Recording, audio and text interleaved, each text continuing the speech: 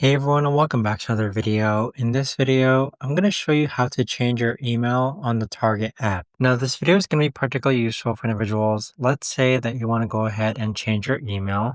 How do you actually go ahead about doing so? Now this video is going to be short, sweet, and simple guys. There's not going to be a lot of steps involved.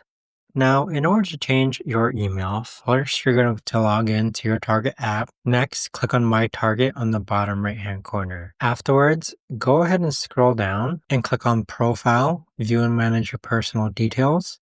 And then you're going to be able to click on Edit where it says your email address.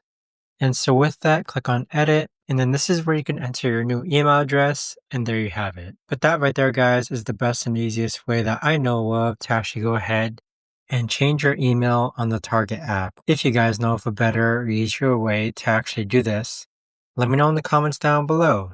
I would love to know. Thanks so much for watching everyone, and I'll see you guys all in the next video.